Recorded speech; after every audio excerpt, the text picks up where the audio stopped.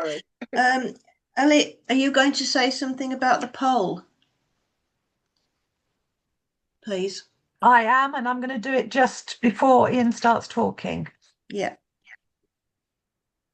which is sort of like now. Sorry, before the actual talk, the cockpit. Oh, sorry. Is that Okay. all right? Yeah, sure. So, we're going to crack straight on to general news from Ian, and this is because the main part is Ian telling us about COP. I think Ian, your general news is going to be a bit shorter than usual, isn't it? Yes, No question. So over to you, Ian. Thank you for doing both bits of uh, this. yeah, I don't think my sharing switched on. Sorry about these technical issues, everybody. Am I a co-speaker now, or what? Um, I'll try again.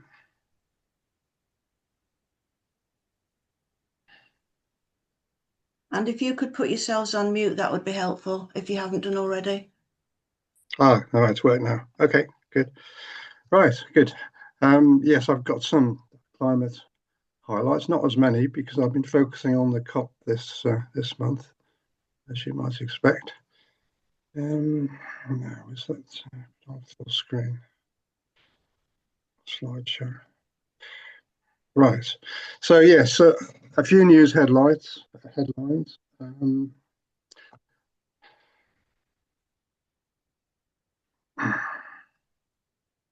Yes. So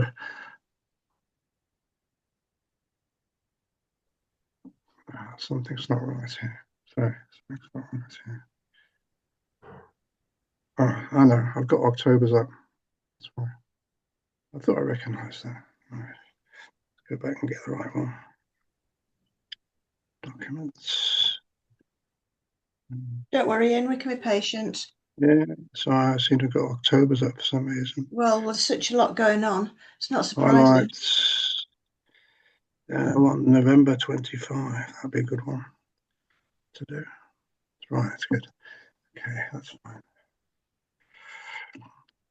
Yeah, so the government has produced a carbon roadmap for achieving our emissions reduction um, for the period 2033 to 37. So we're just thinking ahead a little bit. So if we can get on track for this, then there's a much better chance of getting to net zero by 2050. So they've announced a plan or strategy or a roadmap even for the sixth carbon budget for the UK. And this is aimed at reducing emissions by 78% since 1990 levels. It's quite ambitious. It includes electricity decarbonisation, so that by 2030, 95% of our um, electricity would come from. We've lost it, Ian.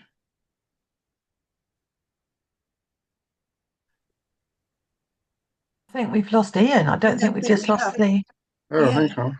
What's happened there? Oh, have I gone? You're back. I'm back. I don't know what happened. Oh, yeah, sure. Where was I? Right. So, The joys of working online, eh? climate change. Can you hear me now and see the Yeah, I can hear screen? you, but we can't see your screen. Ah, right. Okay. I go back to share screen again. Share screen. Screen. Yep. Back again. Right. Slideshow. Slideshow. Is that all right now? Yep. That's great. So the UK has announced its roadmap for 2033-35, which is a six carbon budget. It's quite ambitious. Involves getting emissions 78% reduced from 1990 levels. So decarbonation of electricity 95% by 2030. In other words, they'll be using wind power mainly, solar power, and various other forms of green electricity up to 95% level by 2030. They're going to have gas-powered stations on standby, for when the wind isn't blowing and the sun's not shining. But the target is to get it 95% green energy. Also, it includes a warm home plan, which is home insulation for low-income groups, heat pumps, EVs, as from 2030, sustainable aviation fuel for aircraft, and carbon capture and storage. So the government has put together this really ambitious roadmap to meet the sixth carbon budget, which will put us on track for net zero. So best of luck with that. It is ambitious, to be honest, and if they can achieve it, that'll be fantastic. Second one, a UK small modular reactor has got the go-ahead in Anglesey in North Wales. This is the first one that's going to be commissioned. It's actually 3 reactors on the same site because it's quite a large site. Going to cost £2.5 billion, installed by Rolls-Royce. Because Rolls-Royce have got all the experience producing these for submarines, nuclear reactors for submarines. So it's a kind of upgraded version of that. It's a small reactor. It can be assembled off. They're made off-site and then they're assembled on-site.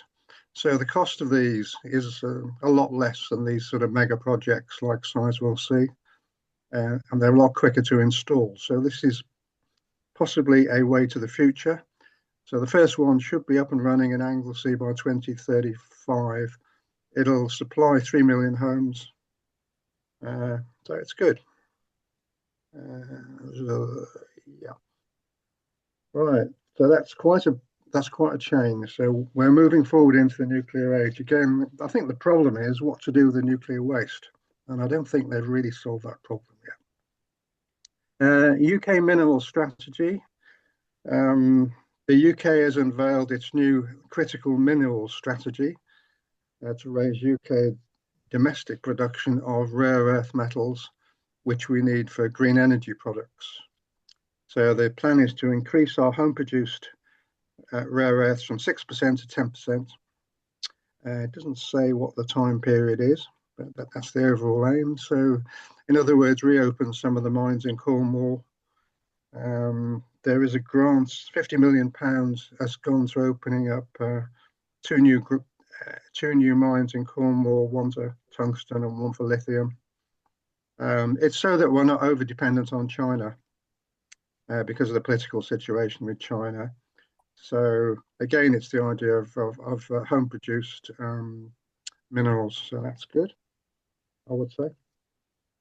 The EVs in the budget, the government announced vehicle pay per mile was introduced. So from April 2028, electric car drivers will pay a road charge of 3p a mile to offset the loss of fuel tax revenue. So if we're not burning petrol or diesel, the question is, where does the government get its, which are taxed up to about 80% or even 90%. So it's a new source of revenue for the government for EVs. Since they're charging per mile, it might even encourage people to do fewer miles, which may not be a bad thing.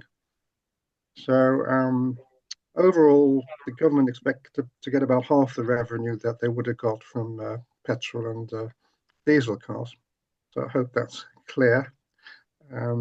It's quite a change. They'll check the mileage every time you have an MOT. And, so your mileage will be checked once a year and you'll receive a charge. But as I say, there's no tax on at least you're not paying fuel tax anymore. Okay, so that's quite a change. That's home news. Internationally, heat deaths. More than 500,000 people die from heat deaths every year, obviously in warmer countries. A group of philanthropists have announced, people that we know and love have announced $300 million for developing life-saving solutions. as global temperatures continue to rise. So solutions for extreme heat, for example, solar-powered air conditioning, for example, air pollution control, and the spread of tropical diseases into Europe. As Europe gets hotter, mosquitoes will migrate up from Africa into Southern Europe. I mean, Southern Europe already has mosquitoes, but you will just get a lot more mosquitoes coming up with various infectious diseases, malaria, dengue fever, and so on. This is expected to move into Europe as the temperature rises. So at the moment, there's no health strategy, to deal with this. So this money will hopefully kick things off. US oil drilling. Right, the Trump administration has announced that he's going to start drilling in Alaska again. This was stopped under Joe Biden. So they're going to start drilling again in Alaska, which is not good in my view. It's all about Trump. And lastly, there's some quite good news. Fossil fuels globally it looks like they're going to peak around about 2030, which is good news. It's mainly due, I would say, to the Chinese doing a very rapid, not using their coal power stations so much, and moving to solar power and wind power. The curve beginning to flatten off on emissions. This is according to the International Energy Agency, produced a report last week. So coal is close to peak. Oil is set to peak by 2030. Gas should peak by about 2035. And then they're going to ramp up nuclear by 39% by 2035, solar by over 300%, and wind by 178%. So that's a bit of good news. We seem to be heading towards peak emissions. So the faster we can bring the emissions down, the better, I would say. That's it. Thank you. Thank you, Ian. That's very, very welcome to give us that summary. I have got one question, but I'll save it for later. We're going to go through a few updates now before we go back to Ian for the main part of the meeting. And so I'm going to ask Brenda, first of all, to just tell us about the questionnaire. Okay, thanks, Jenny. Right, let's share my screen.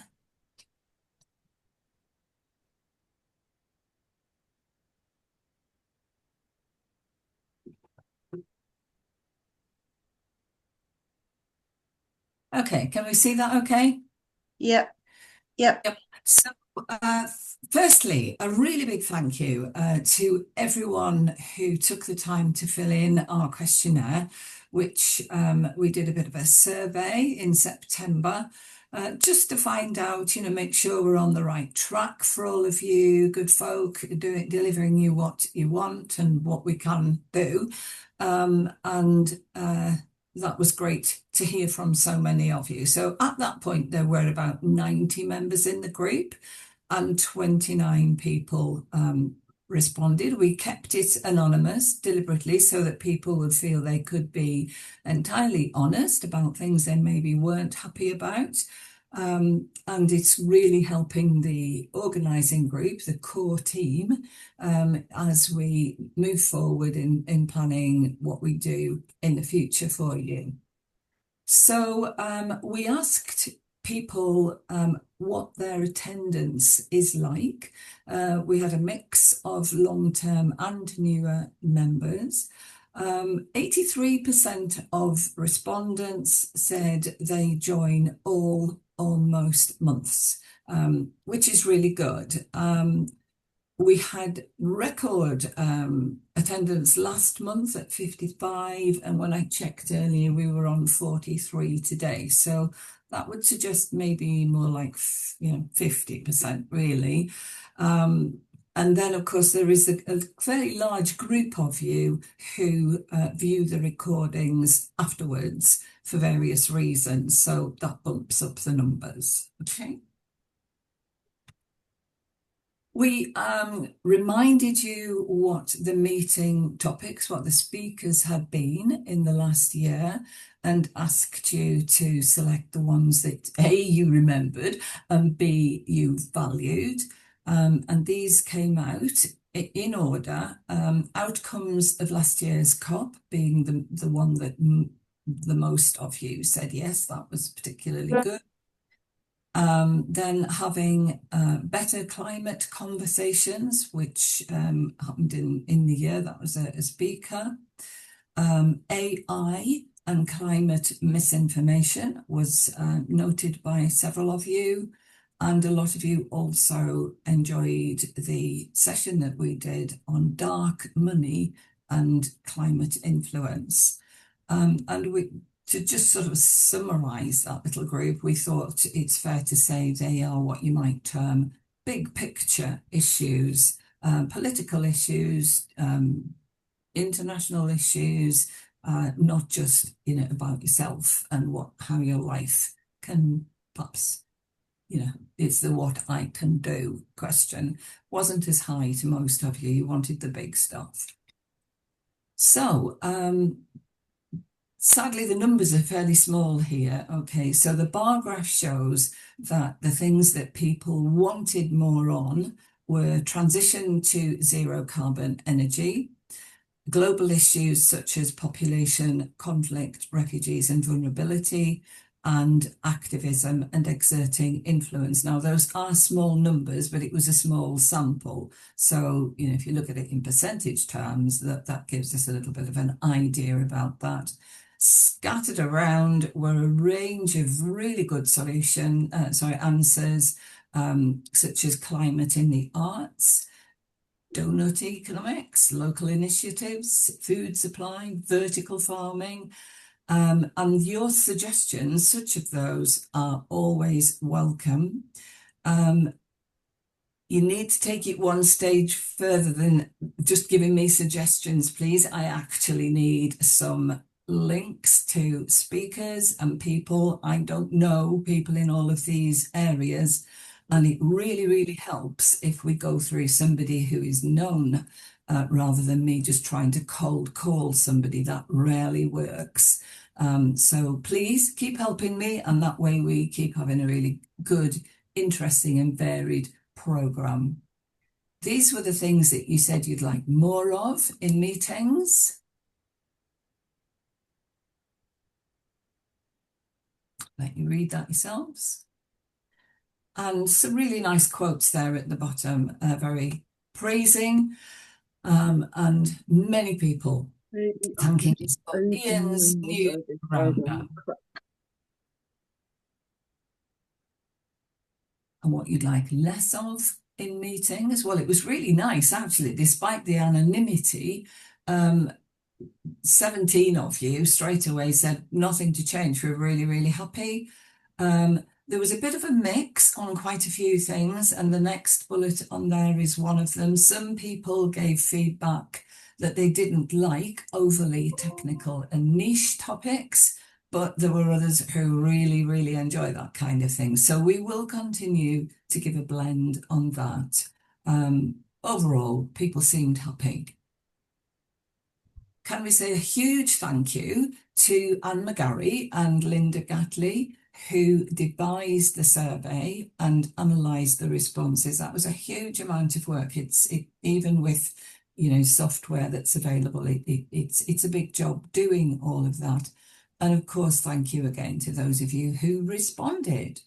So we feel that we can take from this that together we are building what we'd like to call an informed community of our 90 odd members, that you feel it's a supportive space for dialogue and gives us all, particularly those of us who want it, a stronger foundation for climate action. So thank you for making climate matters matter.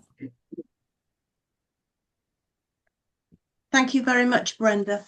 And just to emphasise Brenda's point about us helping Brenda to find good speakers, Climate Matters has no money. And the speakers that we have have all been, so I don't mean all, mostly been people who are still in the world of work, who are so passionate about their particular part of the whole climate debate that they are willing to give up time during their working day to come and talk to us for nothing, which is amazing that we're able to capture the enthusiasm and the dedication of these people. So if you know somebody who's working, don't necessarily think that they aren't an appropriate sort of person to ask, because they usually are. So thank you, Brenda. I'm now handing over to Joe to tell us about our Facebook profile.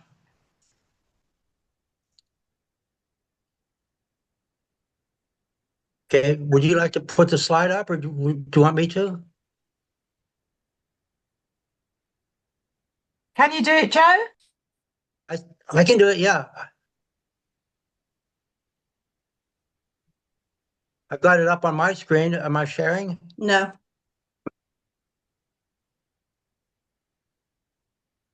If you hit the green share button. Okay. Here it comes. Okay, Nope. you see it, right? Nope. You don't see it? No. Yeah. I said share. Yeah, Yeah. that's There you go. There you Okay, go. thank you. I'm out of practice here. Sorry. So yes, we do have a Climate Matters Facebook group. And in the upper left-hand corner of this slide, I've taken a snapshot of our welcome page with the big earth there. Yeah. And I, hello, I can't see the slide. I can. I can. Oh, okay, maybe it's just me. Okay. Carry on, Joe. As of the time when I made this slide early last week, we had 41 members and growing.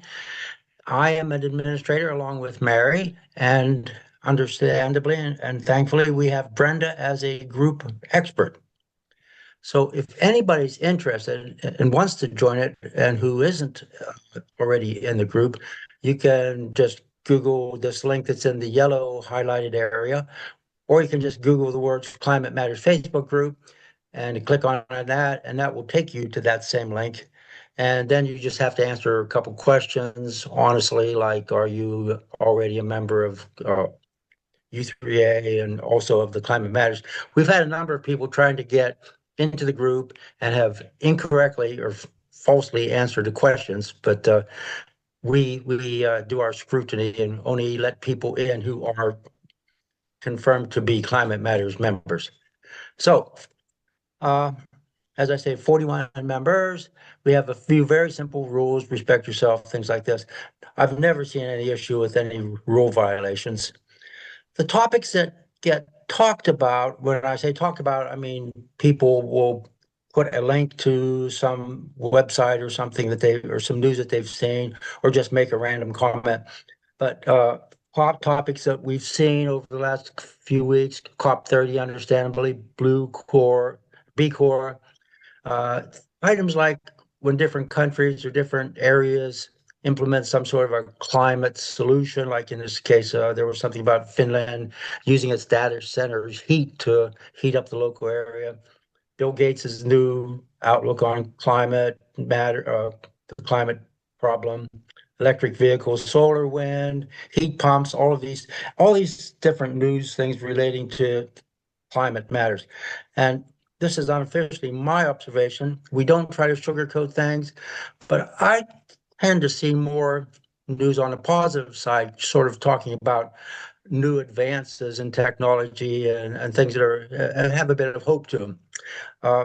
Anybody who is a member of the group, nobody needs to quote unquote say anything. You can just sit there and sit back and watch what gets posted. But of course, we do encourage anybody who's got some news, got something to share, who wants to ask something, for sure, just post something, and everybody feel free to join in and comment and contribute. So any questions, feel free to contact me. Thank you, Joe. Could you put the link in the chat so that if anybody wants to follow it up later, they can? I'll put the link, I'll put my email address if anybody's got Yeah. any questions or problems too. Fantastic. Thank you. And then if you Okay. could stop sharing. Yeah.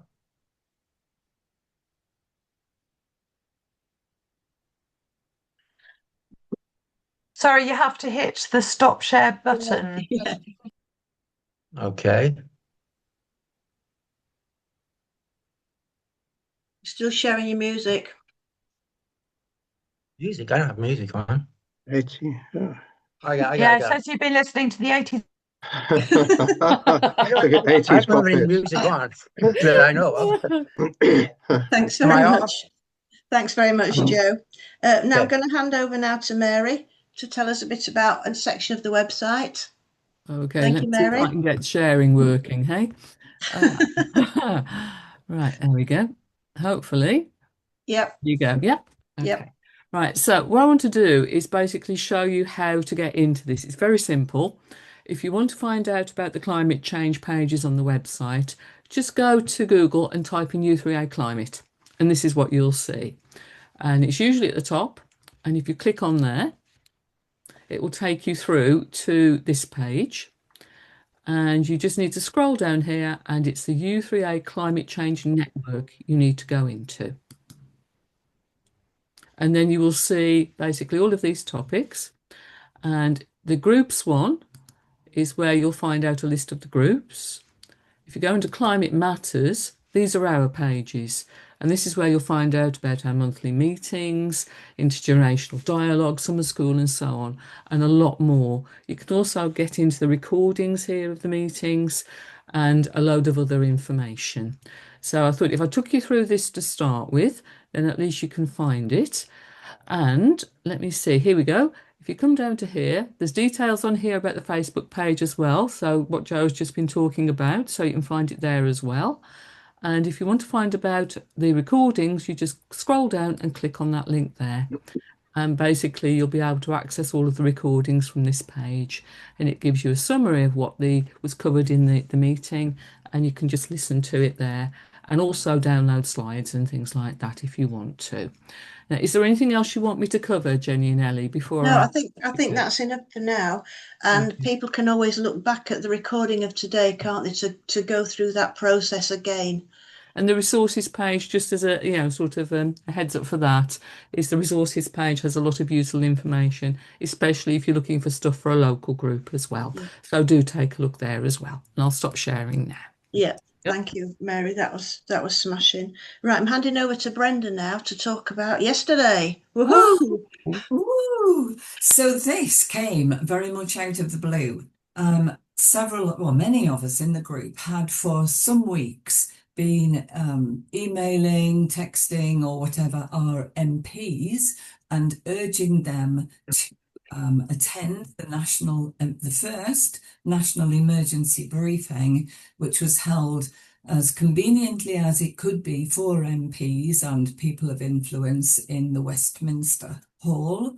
It was yesterday morning. And then really completely out of the blue last week, I was invited to attend and particularly to represent U3A. I was able to share that information with Ellie, who joined me. So there we were among the great and the good at this incredible briefing, which if you're on any of our socials, you will have heard us chattering excitedly about it all day yesterday and last night and this morning, and we will stop. This is just a really quick just a little glimpse of what it was and what was talked about. Ellie and I will be writing an article which has been requested by U3A Matters magazine. The powers that be within the U3A, thanks to Jenny winding them all up, are really interested in this, and I think it will really raise our profile within the U3A that we were there yesterday. And what it was Mike Berners-Lee, who of course spoke to us a couple of years ago if you remember, the big thing in his talk that day was truth, and getting the truth to policymakers about what is actually happening and countering the disinformation that is funded by fossil fuels and other lobbies, trying to, persuade them otherwise, and then they get distracted and they start talking about CCS and, stuff that it ain't never going to happen. So there were about 800 people in the hall. We played Can We Spot the MPs bingo and spotted quite a lot of well-known names, and lots of other people as well. And there were speakers relating to, or if you think of a climate catastrophe as having many tentacles going out, they looked at the various tentacles and all of the things that we need to address if we are truly going to avoid catastrophe. It was a national emergency briefing, taking its sort of structure and approach from if there was, let's say, a wartime emergency, or all of a sudden a massive water shortage or something like that, that all these different people would come together and talk about health implications, defense implications, food implications, economy implications. There's a whole range, and I'll pop a link into the chat when I've stopped talking. Chris Packham gave the introductory talk. He was, of course, amazing as usual, and sort of handed it over and said to the MPs present, your lives are in our lives are in your hands, and it's not a thing you can turn away from. We came away, the pair of us, with our heads absolutely ringing, and we'll be spending the next few days putting something together. When we have crafted that, we will share it with you so that you can in turn share the same information that's going to go to the national magazine with your local U3A. And if you've got a local newsletter, it could go into that, for example. Key messages that came out for both of us. I mean, we're both scribbling away. The things that really struck us were, I think, meat eating probably came out more than anything. Not for a moment saying everybody's got to be a vegan, but just saying reduce the amount of meat you eat. If you're not already doing that, that's probably the thing you could do today and for the rest of your life that will make a massive difference. Followed closely by reducing flying, insulating our homes, using renewable energy where possible, electrify as much as you can. These were the sort of really high level things.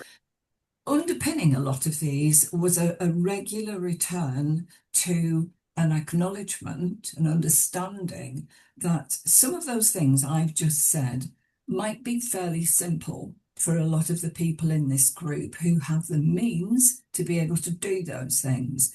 But that doesn't actually address the majority of the population and how they can be part of this as well.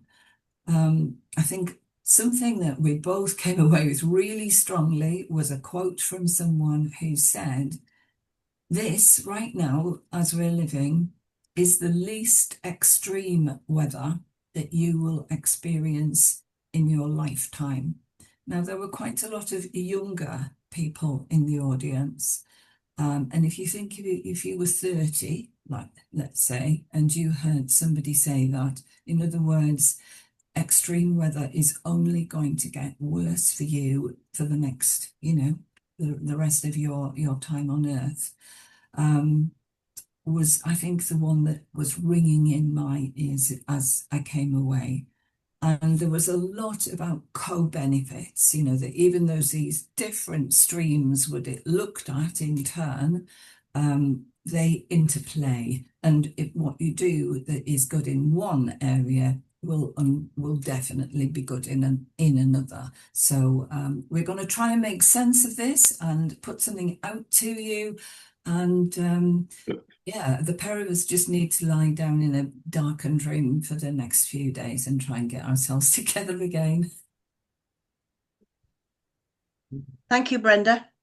That was inspiring. On Monday, I was at an event where Ian Cassidy, our CEO, gave a brief speech. And one of the things he was talking about, obviously, his idea about raising the U3A profile, you know, nationally, increasing numbers, but also raising the profile so that younger people don't say to you, oh, what's the U3A? I've never heard of it. You know, it was that sort of thing. But two of the things that I jotted down that he said was, one, how do we stay relevant? And addressing these sorts of things that are at the top of the news agenda are helping us to stay relevant, aren't we? And spread our knowledge and our influence to members and people who are not members. And the other thing he said was, how do we leverage the power of 420,000 members? There's a massive U3A voice. And if we can harness some of this, it can only do good. And it's like, as Brenda said, getting articles in U3A Matters, which has quite a high circulation, and it's contacting our local U3As, whether they've got a climate group or not. You know, if your local U3A has a newsletter, you can get something in their newsletter about this to keep people up to date. On the bandwagon of this is learning, isn't it? We all need to learn more about this climate catastrophe. So thank you very much, Brenda. Now we're going to stick with Brenda, because Brenda's now going to say a little bit about Ian, to introduce Ian to the main part of the meeting. So thank you. Okay, so we are so lucky to have Ian Hawker as one of our members, who is very active all around the U3A, in his local U3A and in other online groups.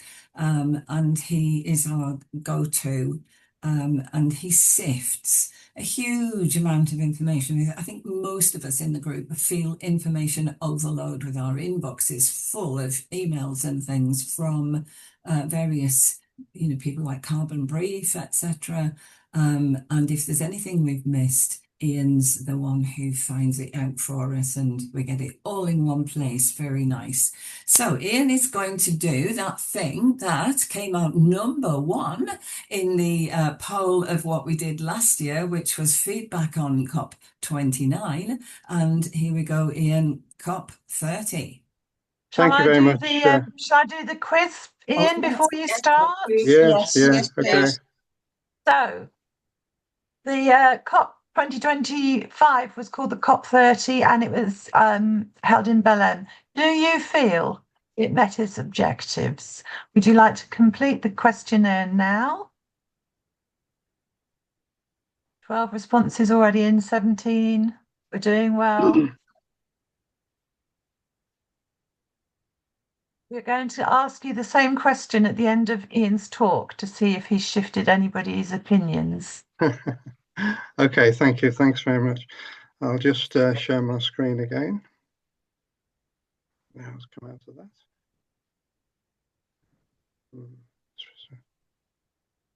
Stop sharing. Just come out of this one.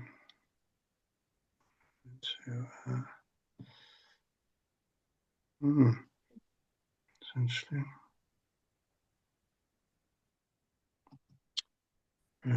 Right. Can you see that? No, not yet. Okay.